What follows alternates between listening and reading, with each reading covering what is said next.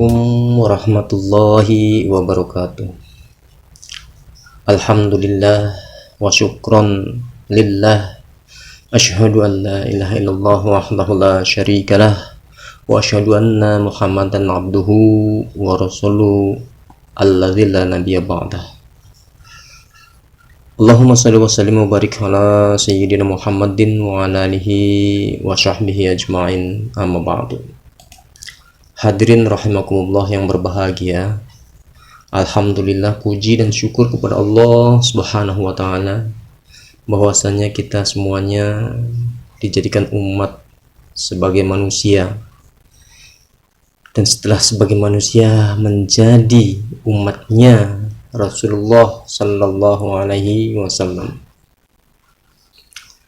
Mudah-mudahan kita semuanya mendapatkan syafaat dari baginda Nabi kita Muhammad sallallahu alaihi wasallam atas taatnya kita terhadap ajarannya dan selalu bersolawat kepada baginda Nabi kita Muhammad sallallahu alaihi wasallam. Ya Rasulullah, jina li ziyarah qasidina nartaji minka syafa'a inda rabbil alamina. Ya Rasulullah, jina li ziyarah qasidina nartaji minka syafa'a inda rabbil alamina. Ya Rasulullah, hijina, wahai Rasulullah, kami datang kepadamu li ziyarah qasidina, karena ada maksud yang dimaksud oleh kami, menyambangi untuk ada maksud. Apa maksudnya? Li ziyarah qasidina, yaitu nartaji minka syafa'a inda rabbil alamina.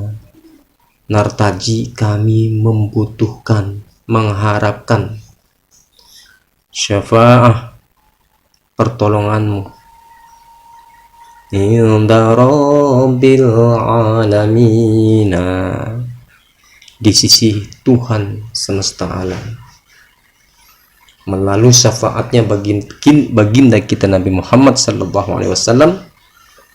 Insyaallah kita berada di sisi Rabbil alamin, Tuhan segala alam.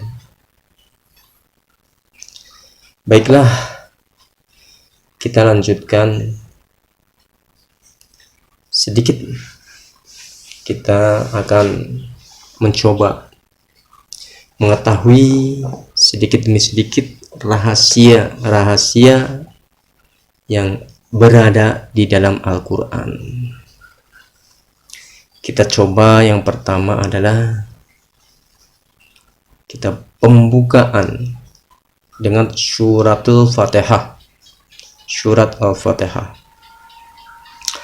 A'udzu billahi minasyaitonir rajim.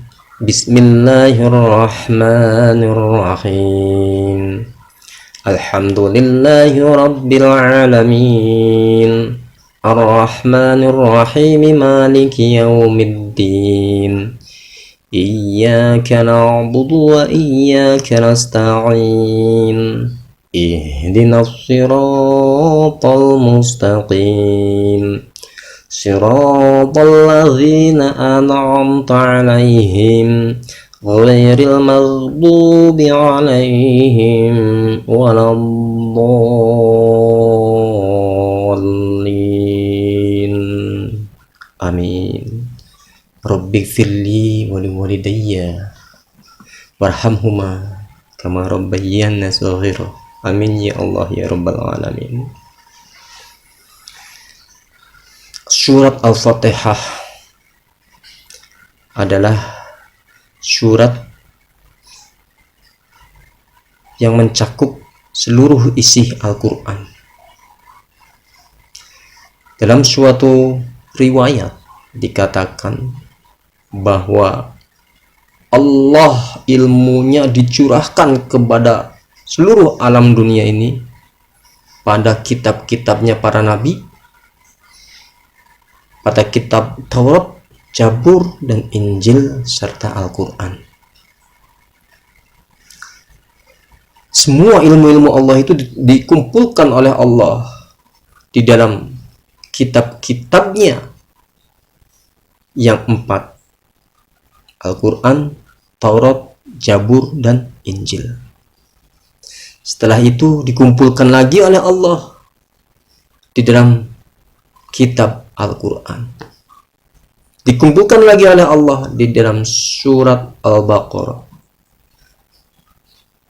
Dan dikumpulkan lagi oleh Allah di dalam suratul Fatihah. Tidak begitu, terus dikumpulkan oleh Allah di dalam bacaan Bismillah. Dan Allah kumpulkan lagi berada di dalam baknya Bismillah. Dan Allah simpan berada di dalam titiknya bak di dalam Bismillah.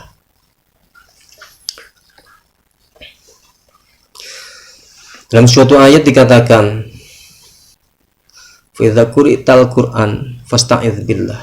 Maka ketika engkau akan membaca Al-Qur'an, fasta'idz billah, maka berlindunglah kepada Allah Subhanahu wa ta'ala. A'udzu billahi minasyaitonir rajim. Berlindung kepada Allah. Dari apa? Dari syaitan ar-rajim. Yang namanya berlindung, berlindung itu bukan bacaan. Berlindung itu bukan ucapan. Berlindung itu bukan kita mengucapkan A'udzu billahi minasyaitonir rajim. Bukan begitu. Berlindung itu adalah suatu pekerjaan, suatu perbuatan. Kalau kita berlindung kepada Allah, maka kita ada perbuatan untuk berlindung kepada Allah. Bukan sekedar bacaan saja. Tidak ada manfaatnya kita berlindung kepada Allah dari godaan syaitan hanya sekedar bacaan saja. A'udzu billahi minasyaitonir rajim. Kalau bisa diibaratkan, ya ibarat ada orang yang pengen berlindung dari hujan. Dia hanya cuma berkata, "Saya pengen berlindung dari hujan." Nyampe nggak? Tetap basah nggak? Kita berada di tengah-tengah kehujanan, terus kita pengen berlindung dari hujan, tapi tidak ada perbuatan. Kita hanya berkata, "Saya berlindung dari hujan. Saya berlindung dari hujan. Saya berlindung dari hujan." Sampai hujannya berhenti, kita bilangnya begitu saja. Kira-kira kita kering nggak? Tidak akan. Tetap basah. Tetap akan basah. Kalau kita cara berlindung itu seperti itu, cuman ucapan saja.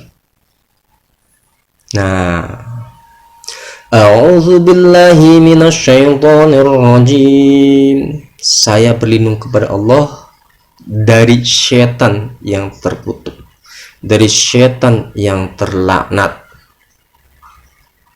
Berlindung kepada Allah dari syaitan yang terlaknat bukan hanya sekedar ucapan. A'udzubillahi minasyaitonir rajim. Nggak akan maju-maju, sama tetap aja kehujanan. Berlindung dari syaitan berarti kita itu sedang digoda oleh syaitan. Berlindung dari syaitan berarti kita itu sedang berada di tengah-tengah godaan syaitan. Dan caranya bagaimana? Ya harus dengan perbuatan. Kita berlindung dari syaitan kepada siapa? Kepada Allah Subhanahu wa ta'ala. Sebab tidak ada suatu tempat pun, tidak ada satu jengkal tempat pun manusia itu bisa lari dari setan kecuali menuju kepada Allah, dan tidak ada satupun yang bisa dijadikan lindungan dari setan kecuali Allah Subhanahu wa Ta'ala. Yang menjadi permasalahannya, bagaimana kita berlindung kepada Allah dari godaan setan, dari godaan setan yang tanpa ucapan saja, yang bukan sekedar lisan saja yang diucapkan? Bagaimana? Coba kita pikirkan bagaimana kira-kira kita berlindung dari setan, tapi bukan hanya ucapan saja, bukan hanya perkataan saja, tetapi memang benar-benar berlindung kepada Allahnya itu kita melakukan perbuatan. Apakah dengan berbuat baik? Apakah dengan tidak berbuat buruk? Apakah itu? Belum. Itu belum berlindung kepada Allah dari godaan setan. Kalau pengen berlindung kepada Allah dari godaan setan, tidak ada jalan lain kecuali kita harus mengetahui Allah, mengenal Allah, dan mengenal setan sekaligus. Kalau kita mengenal Allah dan juga mengenal setan, kita akan bisa lari dari setan dan menuju Allah. Kalau kita tidak mengetahui setan yang mana, Allah yang mana, bagaimana kita akan bisa berlindung kepada Allah? Lari dari setan.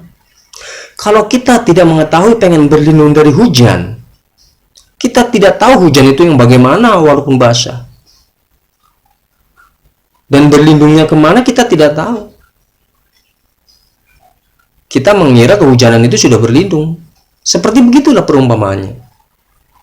Kalau kita berlindung kepada Allah tapi tidak mengenal Allah dan tidak mengenal setan, kita pengen berlindung dari hujan, tidak mengetahui hujan itu apa, dan tidak mengetahui perlindungan itu yang mana.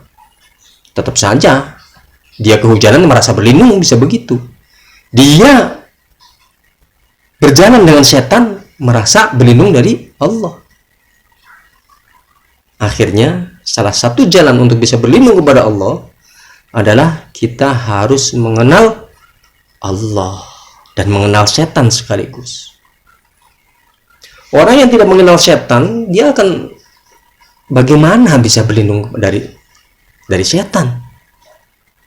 Dia harus tahu setan itu yang mana, Allah yang mana. Hal ini bisa diceritakan di dalam suatu kejadian di dalam Al-Quran.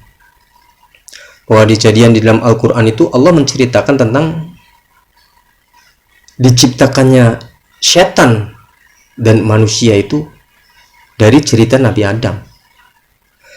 Allah wa idh qala rabbuka lil malaikati inni ja'ilun fil ardi khalifah. Dan ingatlah ketika Allah berkata kepada para malaikatnya, inni ja'ilun fil ardi khalifah, saya akan menjadikan di muka bumi itu seorang khalifah.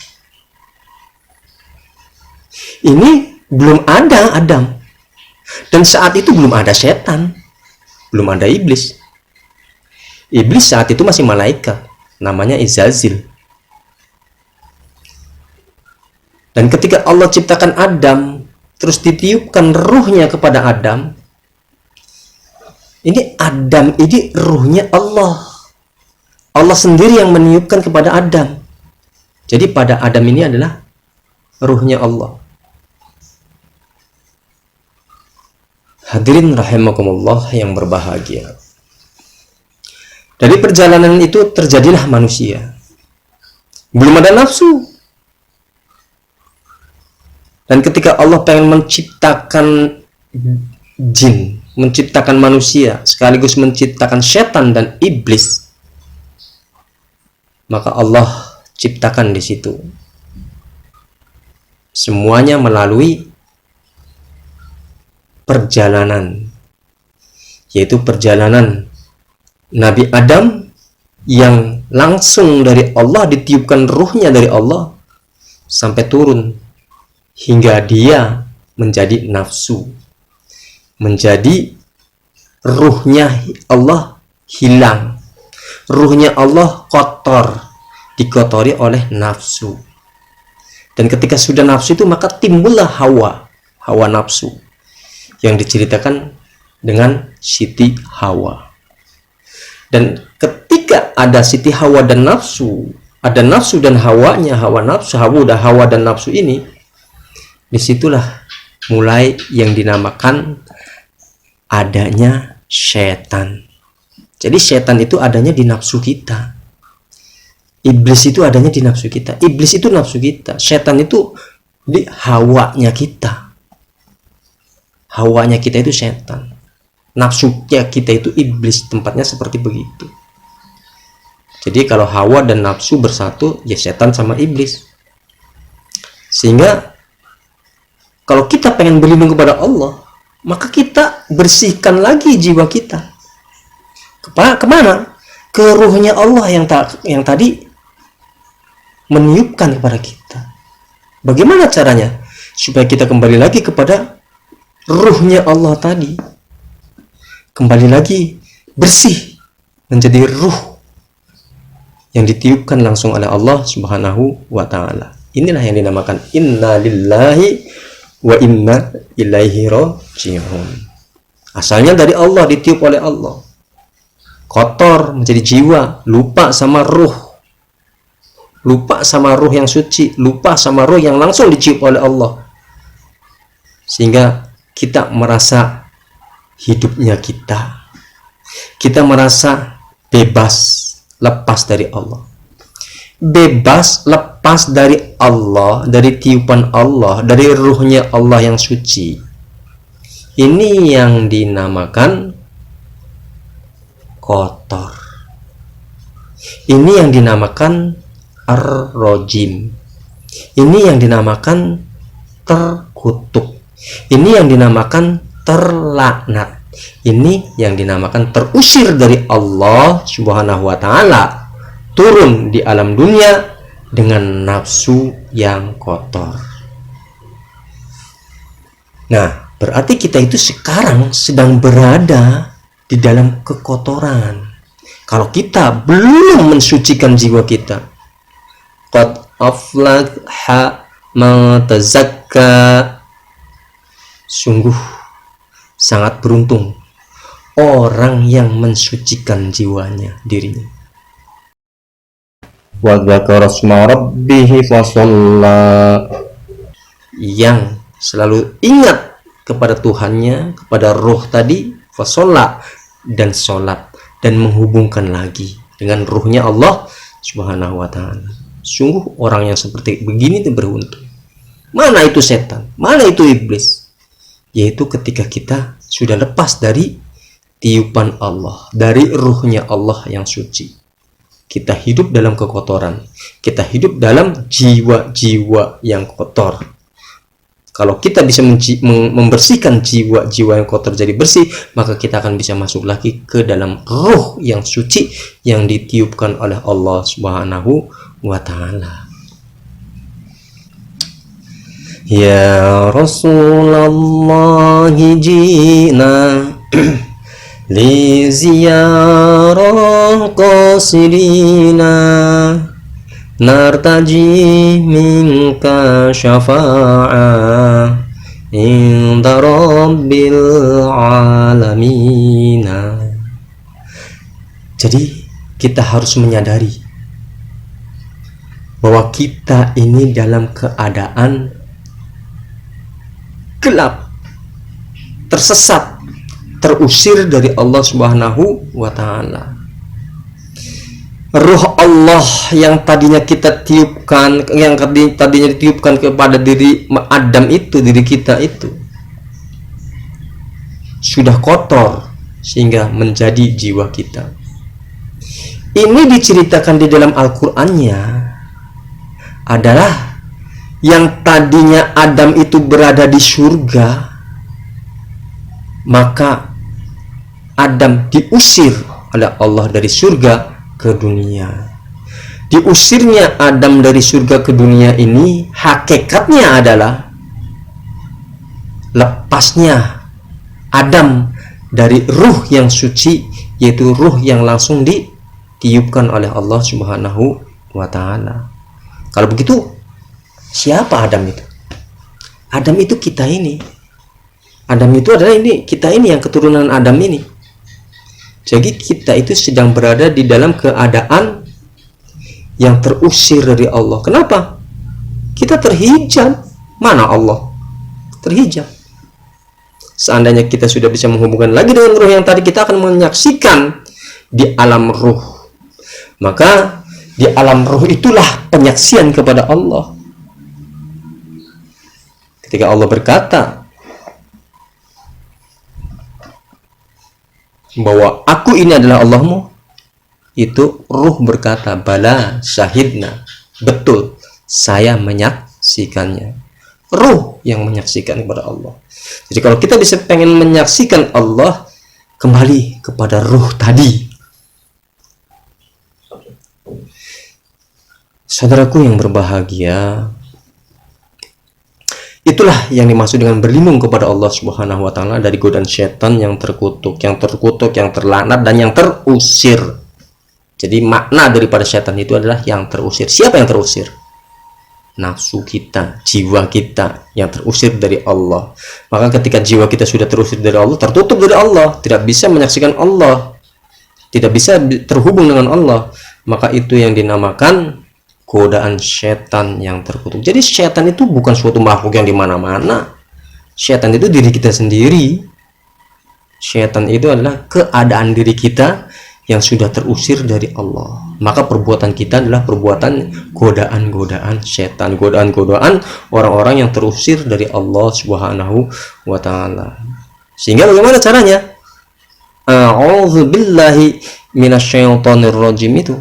Bagaimana perjalanan kita berlindung kepada Allah yang sebenar-benarnya dari godaan setan yang terkutuk itu, supaya jangan ucapan saja, yaitu kita mengenal Allah, dari mana kita asalnya, tiupan Allah, maka kita kembali lagi pada Allah, maka hilanglah setan itu. Kenapa setan itu? Ar-rajim itu sifatnya setan, terkutuk itu sifatnya setan, terlaknat itu sifatnya setan, terusir itu adalah sifatnya setan. Kalau kita sudah terusir dari Allah, itu kita sifatnya sama dengan setan. Berarti kita itu siapa? Kita kan sedang ar-rajim sini, sedang terusir dari Allah, terlaknat dari Allah, dikutuk, terkutuk oleh Allah.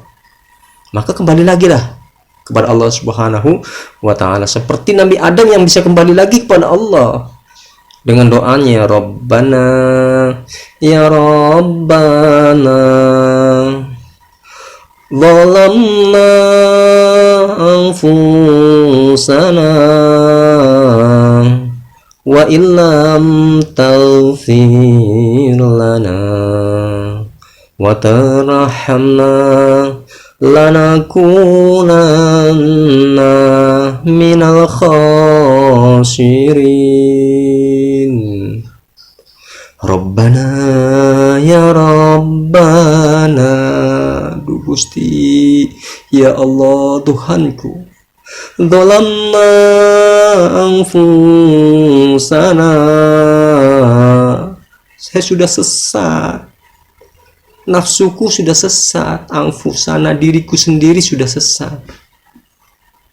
Wa illam taghfir lana, seandainya engkau tidak mengampuniku, wa tarhamna, dan tidak mengasihiku, lanakunanna, sungguh aku akan menjadi orang-orang minal khasirin, orang-orang yang rugi. Itu taubatnya Nabi Adam, mengakui kesesatan dirinya, dolamnya dirinya, kegelapan dirinya, untuk pengen kembali lagi kepada Allah. Karena Adam itu awalnya itu merasakan awal dari ruh Allah menjadi jiwa-jiwa yang kotor, jiwa yang kotor, nafsu tadi. Maka Adam tahu kembali, sehingga Adam bisa kembali. Yang menjadi permasalahannya adalah kita, anak cucunya. Kita tidak tahu. Tahu-taunya ada di dunia sedang dalam keadaan terusir dari Allah.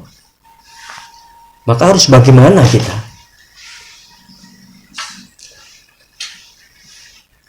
Tapi Allah tunjukkan di dalam Al-Quran supaya kita bisa kembali lagi kepada Allah, kita suci lagi dalam ruhnya Allah, maka hancurlah semua iblis.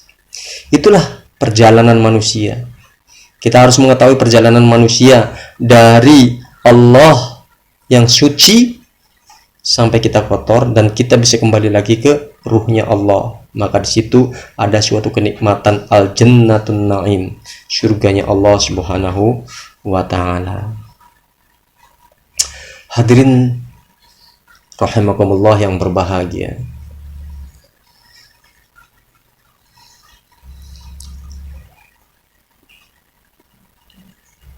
itu adalah suatu penciptaan, yaitu penciptaan manusia. Manusia bisa kembali, caranya bagaimana? Harus mengetahui asal mula dirinya sendiri dari mana. Kalau dia itu tidak mengetahui asalnya, bagaimana dia akan bisa kembali? Kalau kita pengen kembali kepada Allah, dolamna anfusana wa ilam tafillana lanakunanna minal khasirin. Inna lillahi wa inna ilaihi roji'un.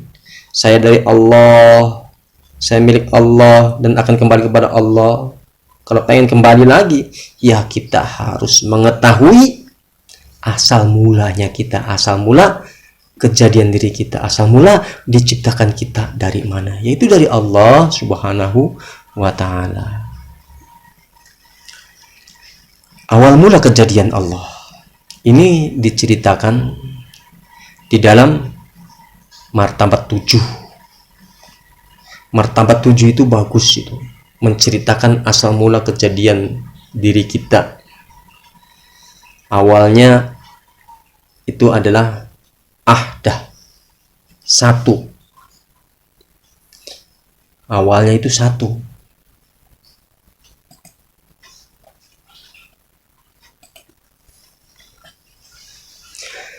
Yaitu ahadiyah. Itu zatnya Allah.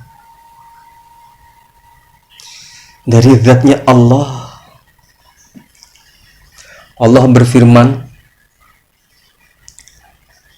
di dalam suatu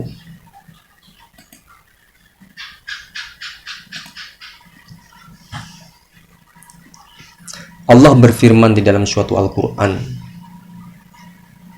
A'udzu billahi minasyaitonir rajim. Bismillahirrahmanirrahim. Daraba lakum masalan min anfusikum hal lakum mimma malakat aymanukum min syuraka'i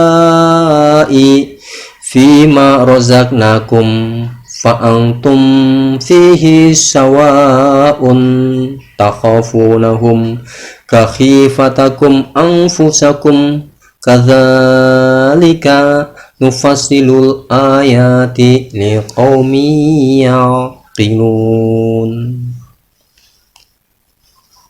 Itu Allah jelaskan di suatu Al-Quran. Darobalakum masalan, aku jadikan kalian itu suatu permisalan. Min anfusikum, dari diri kalian sendiri. Halakum mimma malakat aymanakum, apakah malakat halakum, apakah bagi kalian itu mimma malakat, dari apa yang kalian miliki, aimanukum, yaitu yang benar-benar milik kalian sendiri, aimanukum, min syurokai, apakah itu semua itu jadi tandingan kalian, sebagai tandingan kalian. Kalian menjadi, kan bahwa yang kalian miliki itu adalah menjadi tandingan kalian.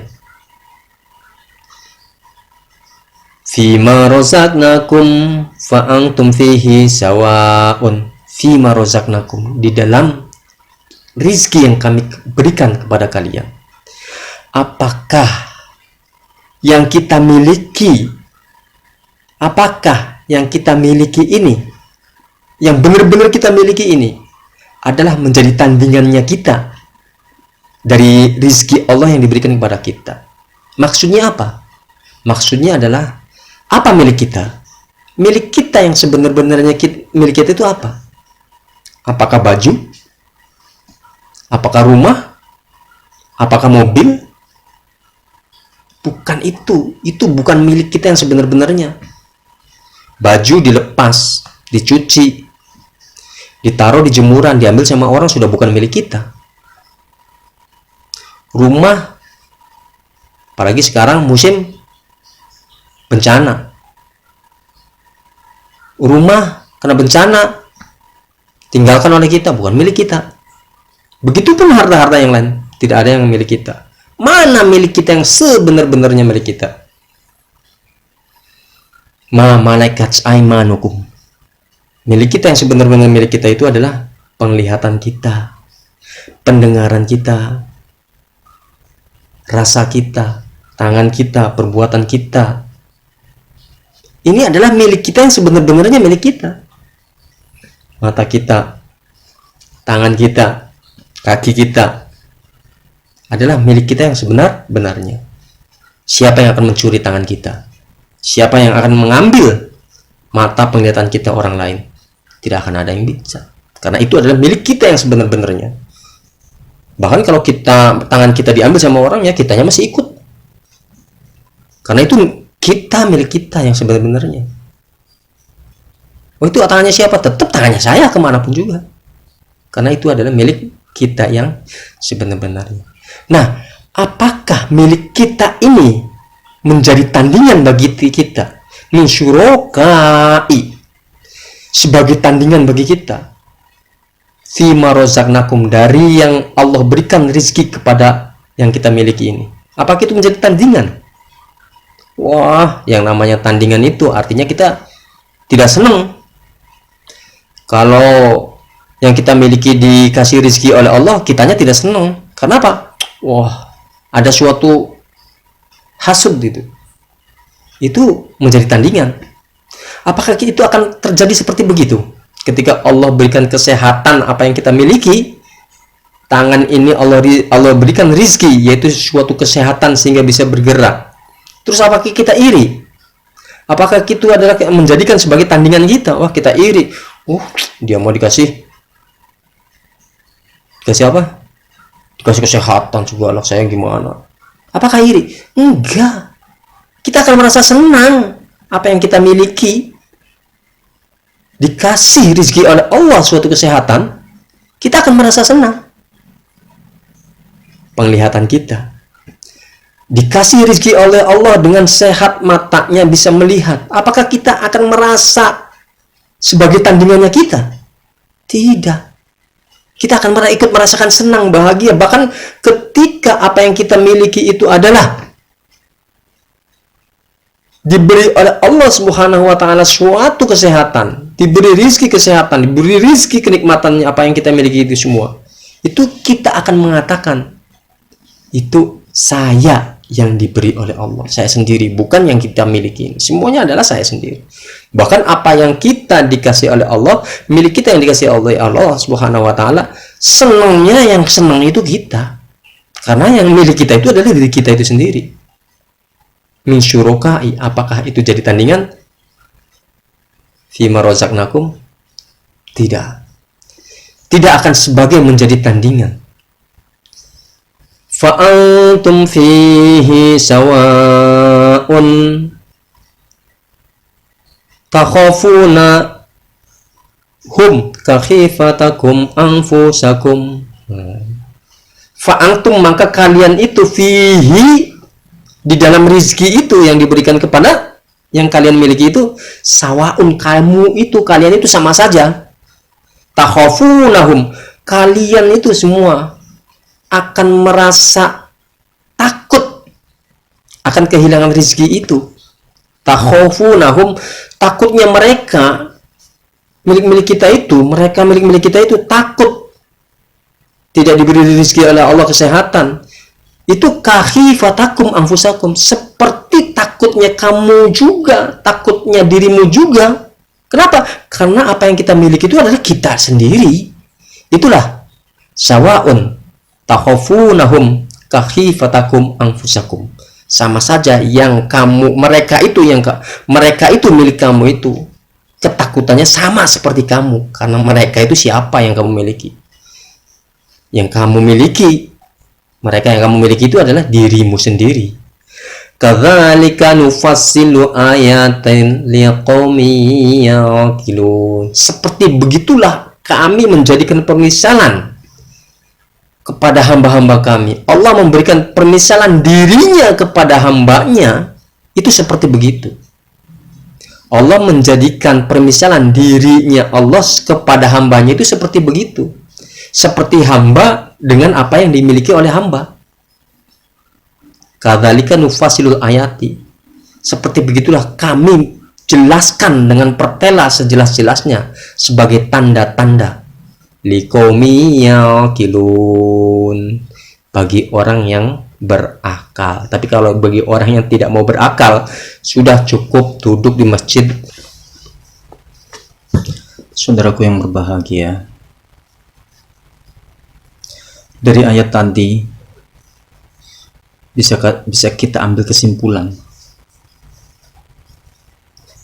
bahwa sesungguhnya Allah sudah menurunkan satu ayat dengan perumpamaan itu adalah suatu jalan supaya kita bisa mengenal kepada Allah Subhanahu wa Ta'ala. Seperti begitulah Allah mengenalkan dirinya kepada hambanya dengan perumpamaan bahwa dirinya kepada hambanya itu adalah seperti hamba terhadap yang dimilikinya, terhadap hamba yang dimilikinya. Allah kepada hambanya, Allah kepada kita, itu seperti kita terhadap yang dimilikinya. Seperti begini. Ini hakikat yang sebenarnya. Kalau kita mau merasakan bagaimana kita bersatu dengan Allah, bertauhid dengan Allah, dekat dengan Allah, bertemu dengan Allah, maka perumpamaan inilah yang perlu kita amalkan. Seperti apa Allah kepada kita itu? Seperti kita kepada tangan kita. Perhatikan. Ini tangan kita. Siapa tangan kita ini? Seperti begini. Seperti beginilah Allah kepada hambanya. Tanganku. Aku gerakkan tanganku.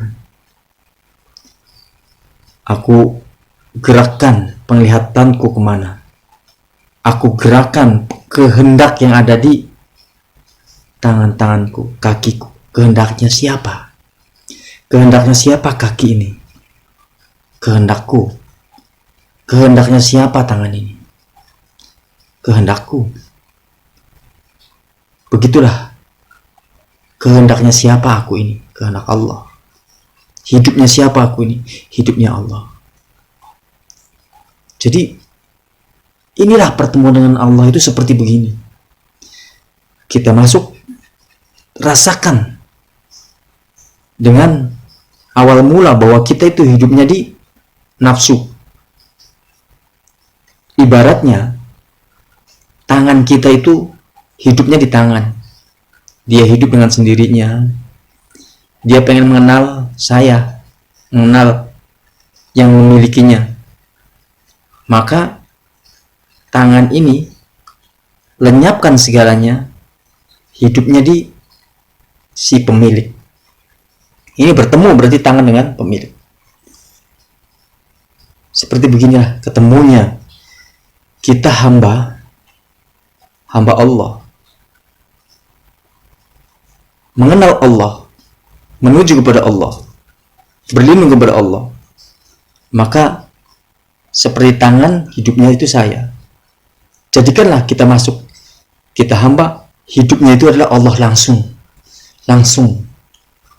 langsung bahwa hidupnya kita itu adalah Allah sendiri yang maha besar ini. Ini adanya di sini. Itulah yang dinamakan sholat. Saudaraku yang berbahagia, dengan mengetahui Allah, dengan mengetahui jalan kembali kepada Allah, maka berarti kita sudah bisa berlindung kepada Allah Subhanahu wa Ta'ala, meninggalkan setan yang terkutuk, meninggalkan yang tadinya saya terpisah dengan Allah, kita kembali lagi tersambung dan terhubung dengan Allah, dengan ruhnya Allah yang suci, Ruhul Kudus. Sebenarnya hal yang seperti begini ini sudah diceritakan di dalam Al-Quran, yaitu ceritanya Nabi Adam. Allah menceritakan Nabi Adam, mengkisahkan Nabi Adam di dalam Al-Quran. Itu hakikatnya adalah ini, seperti begini. Mengisahkan Al-Quran, mengisahkan Nabi Adam di Al-Quran, itu hakikatnya menceritakan ruh Allah yang tersambung dengan Adam. Itu Adam terpisah, turun di dunia, artinya adalah Adam hidup dengan nafsunya, saya hidup dengan nafsunya, saya sendiri, Allah tidak ada, tidak terhubung dengan Allah. Nah, itulah yang dimaksud dengan turunnya Adam dari surga ke dunia, turunnya kita sebagai ruh Allah menjadi nafsu. Nafsu inilah yang dinamakan jiwa-jiwa yang kotor.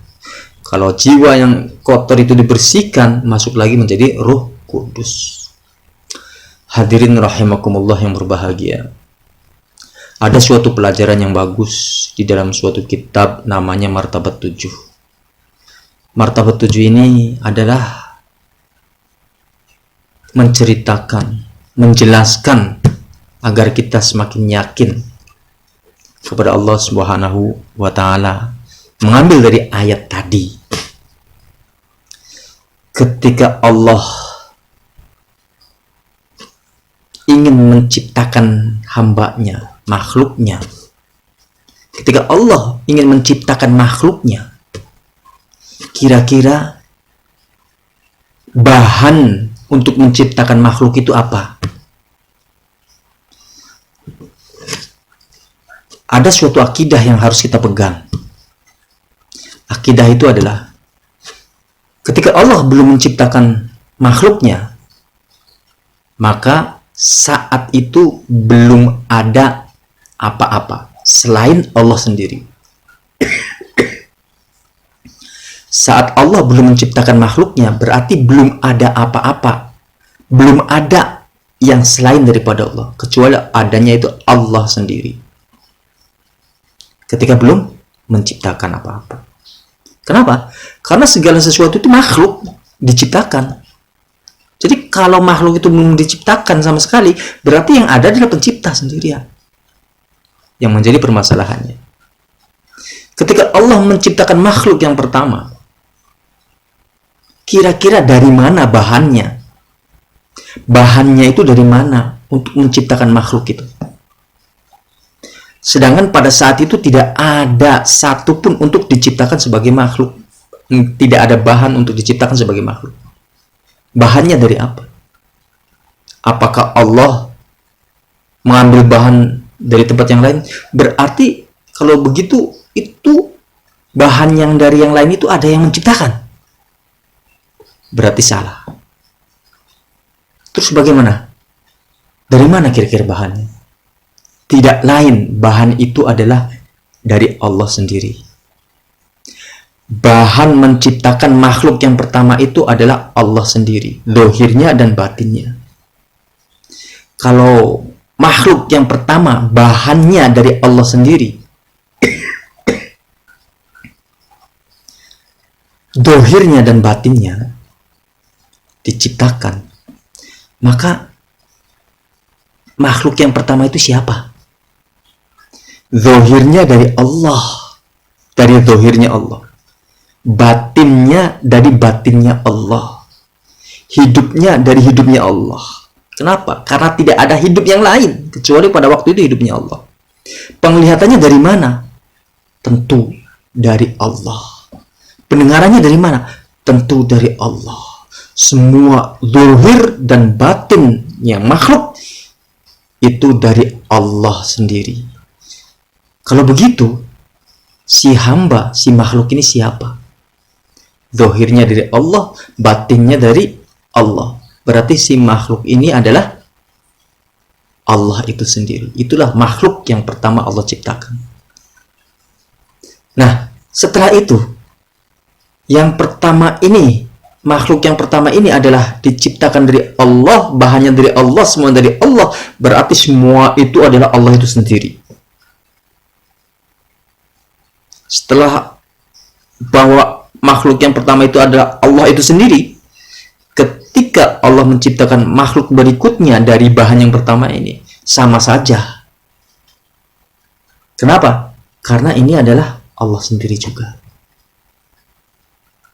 Berarti kita itu siapa? Semua yang ada itu bahannya dari Allah sendiri. Bahan telinga, bahan pendengarannya, bahan mata, bahan penglihatannya, rambut, dengan segala sesuatunya, geraknya, kehendaknya, semuanya dari Allah sendiri. Berarti kita itu siapa? Itulah pertemuan kita dengan Allah Subhanahu wa ta'ala. Rasakan sampai terhubung dengan Allah. Kalau sudah kita bisa merasakan terhubung dengan Allah, itulah kita bisa masuk di dalam berlindung kepada Allah Subhanahu wa ta'ala dari setan yang terkutuk, dari setan yang terusir. Siapa setan yang terusir itu? Setan yang terusir itu adalah kita merasa hidup tanpa bukan dari hidupnya Allah. Kita bisa hidup sendiri. Kita ada tanpa berhubung dengan Allah, yaitu kita ada dengan sendiri. Allah ada, saya ada. Dan itu yang dinamakan nafsu. Itulah orang yang terkutuk, orang yang terusir dari Allah Subhanahu wa ta'ala. Maka kita ambil pelajaran dari suatu kitab Martabat 7. Di dalam suatu Martabat 7 itu dikatakan, yang pertama adalah ahadiyah, wahdah, wahidiyah, arwah, amsal, adsam, insan kamil. Martabat 7. Ini suatu perjalanan bahwa sesungguhnya Allah itu menciptakan itu tidak seperti manusia menciptakan sesuatu. Kalau manusia menciptakan sesuatu, bahannya bukan dari manusia. Allah menciptakan kitab, manusia menciptakan kitab, bahannya bukan dari manusia. Jadi tidak ada hubungannya dengan manusia. Tapi coba kalau manusia menciptakan kitab itu dari bahannya dari manusia, dohirnya dari manusia, batin dari manusia, maka ini adalah manusia juga. Ketika ini bisa melihat, maka ini adalah manusia juga semuanya.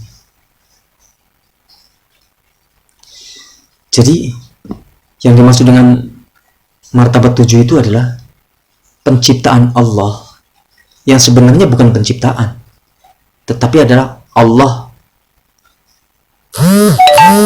dari zatnya maka turun ke sifatnya, itu wahdah, menjadi sifat.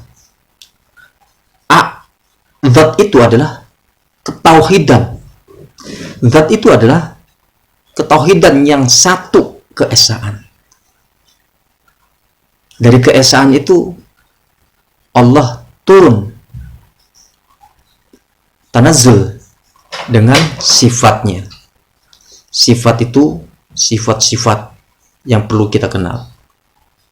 Setelah itu Allah turun lagi menjadi asma yang bisa disebut. Allah turun lagi menjadi arwah, ruh di alam ruh. Allah turun lagi menjadi misal dalam amsal, yaitu sebagai jiwa. Jiwa itu adalah ruh juga, tetapi terkotori dengan nafsu. Turun lagi menjadi ajsam, dohirnya sebagai dohir yang seperti begini. Turun lagi menjadi insan kamil. Yang dimaksud dengan insan kamil itu adalah amsal dengan ajsam bersatu. jiwa dengan raga, jiwa dengan jasad itu bersatu, itu alam amsal, yaitu permisalannya Allah. Jadi kita di alam amsal ini, alam dunia, alam permisalan, alam perumpamaan, alam permainan, alam senda gurau, alam tipuan, mataul ghurur, ini alam amsal, ini alamnya manusia, yaitu menjadi perumpamaannya Allah. Semuanya kehendaknya, hidupnya, segalanya adalah dari perumpamaan Allah. Hadirin rahimakumullah yang berbahagia, dari zat sampai ke af'al. Kalau zat itu adalah ketauhidan. Di dalam ketauhidan itu, di dalamnya ada sifat, ada asma, dan ada af'al. Sifat inilah yang sudah nyata. Allah melihat, Allah mendengar, Allah berkuasa, Allah satu, Allah esa, Allah berbeda dengan makhluknya, mempunyai sifat. Dan Allah pun mempunyai asma di dalam asma. Artinya asma itu bukan nama-nama, bukan, tetapi sesuatu yang bisa disebut. Itulah artinya nama itu. Artinya nama itu bukan HP, laptop, kitab, bukan gitu, bukan kata-kata itu, bukan nama-nama itu. Tetapi laptopnya itulah yang dimaksud, HP-nya itulah yang dimaksud, kitabnya inilah yang dimaksud. Ini yang namanya nama-nama ini. Benda yang menjadikan berbeda-beda itu jadinya alam amsal. Di dalam alam amsal itu akhirnya kelihatannya akhirnya banyak, tapi tetap tauhid satu. Kenapa? Karena semuanya sesungguhnya adalah Allah itu sendiri, maka itu tetap satu. Walaupun banyak, ada langit, ada bumi, ada matahari, bulan, bintang, gunung, kan banyak, jadi alam amsal, jadi alam asma yang bisa disebut. Walaupun belum ada sebutan, tidak perlu ada sebutan. Tidak ada sebutan gunung, tidak dinamai gunung pun, gunung itu tetap ada. Itu artinya alam asma, alam nama-nama, tapi bukan namanya, tetapi alam nama-nama yang bisa dinamai seharusnya, tapi tidak perlu ada namanya. Walaupun tidak ada namanya, tetap itu ada, tetap itu sempurna, tidak berubah. Ini alam asma itu. Dari alam asma itu yang begitu banyak sekali, maka turun lagi menjadi alam af'al. Dan manusia ini adanya di alam af'al, yaitu melalui arwah, melalui ruhnya Allah. Ruh Allah itu perintah di dalam diri kita. Allah memerintahkan kepada segala sesuatu itu, melewatnya itu ruhnya Allah itu sendiri. Perintah Allah dari makhluk Allah semuanya, dari manusia, jin, hewan, binatang, itu perintah Allah melalui ruh. Semua diperintah oleh Allah, sehingga semuanya bergerak, semuanya hidup, semuanya menjalani kehidupannya. Itu semuanya diperintah oleh Allah semua, tanpa ada satupun yang tanpa perintah Allah. Dan dengan berjalannya itu yang dimaksud alam af'al, melalui ruh af'alnya Allah. Ketika af'alnya Allah melalui ruh itu adanya itu di Adam, di cerita Adam, ruh Allah yang diturunkan kepada Adam, ditiupkan kepada Adam, itu adanya di situ, itu alam ruh. Maka ketika Adam diciptakan, Allah ditiupkan, itu adanya di alam af'al tadi. Jadi manusia itu af'alullah, Adam itu af'alullah, pekerjaannya Allah. Naik lagi ke atas dalam arwah, di alam ruh, naik lagi ke alam ruh, naik lagi di atasnya alam ruh, itu alamnya para malaikat. Malaikat itu adalah kekuasaan Allah. Allah semua yang berkuasa, itu alam malaikat. Di atas alam malakut itu sendiri adalah alam jabarut, alam yang kekuasaannya Allah, alam sifatnya Allah, kuasanya Allah, kehendaknya Allah. Itulah yang dimaksud dengan alam jabarut, yaitu alam Nur Muhammad. Sedangkan di alam amsalnya itu terbagi lagi. Ketika ruh masih suci, masih tanzih, masih bersih, masih terhubung dengan Allah. Ketika ruh terkotori dengan nafsu, menjadi jiwa, maka di sini sudah kotor. Artinya kotor itu tetap kalau Allah masih tetap berhubung, tetapi jiwanya, nafsunya sendiri yang merasa memisahkan dengan Allah, merasa tidak tahu Allah. Padahal Allah dekat dengan dia, dirinya itu siapa? Man arafa nafsahu faqad arafa rabbahu. Kalau dia itu mengenal siapa dirinya, maka dia itu pasti mengenal Tuhannya. Kenapa? Kalau dia itu kenal dirinya itu siapa, dia akan tahu Tuhannya. Dari penciptaan, kamu itu siapa? Dari penciptaan, kamu itu siapa? Oh, saya tuh ini. Nah, kenal dengan Tuhannya. Man arafa nafsahu faqad arafa rabbahu. Barang siapa kenal siapa dirinya, maka pasti dia akan kenal kepada Tuhannya. Karena sesungguhnya dirinya itu siapa. Hadirin rahimakumullah yang berbahagia. Di dalam alam amsal inilah, alam permisalan Allah, itu yang paling luar biasa. Bagaimana seorang manusia, seorang yang menjadi af'alnya Allah, sampai merasa ini bukan af'alnya Allah, sampai merasa ini af'alnya sendiri, bukan terhubung dengan Allah. Kok bisa begitu? Bahwa hidup kita ini sebenarnya semuanya benar langsung ini Allah sendiri, tetapi kok kita tidak merasa sebagai Allah sendirinya, itu susah, tidak bisa terhubung. Kenapa? Inilah yang dinamakan Allah ciptakan iblis, Allah ciptakan syaitan yang terusir dari surga, yang terusir dari sisi Allah, yang terhubung dengan Allah, dengan ruhnya Allah. Ketika belum terusir, itu masih suci, masih ruh. Adam itu masih seperti itu. Itulah cerita Adam, hakikatnya ada di dalam diri kita, yaitu terpisah dengan Allah Subhanahu wa Ta'ala. Ketika kembali lagi, bisa kita seperti begitu, rasakan, bisa kembali lagi. Hadirin rahimakumullah yang berbahagia. Dengan demikian, ta'awud bisa kita jalankan dengan kenyataannya, bukan sekedar istighfar saja. Astaghfirullah Rabbal baraya, astaghfirullah minal khataya. Tapi lebih di dalam kenyataan diri kita untuk menuju pada Allah. Hadirin rahimakumullah yang berbahagia. Setelah kita sudah bisa berta'awud, berlindung kepada Allah, fasta'id billah, berlindung kepada Allah. Wa idza qara'tal Qur'an wa idza quri'tal Qur'an, atau wa idza qara'tal Qur'an, ketika kamu membaca Al-Qur'an, fasta'id billah, berlindung kepada Allah. Langsung Al-Qur'annya pun bukan hanya sekedar kitab,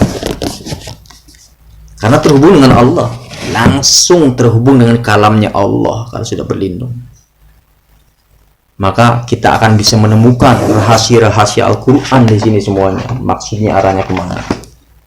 Karena kita langsung terhubung dengan kalamnya Allah. Ketika membaca kitab itu sudah bukan tulisan, bukan cerita-cerita lagi, tapi langsung terhubung dengan kalamnya Allah sendiri.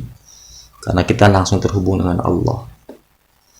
Maka di sini akan masuk yang namanya membaca Al-Quran dengan sebenar-benarnya membaca Al-Quran.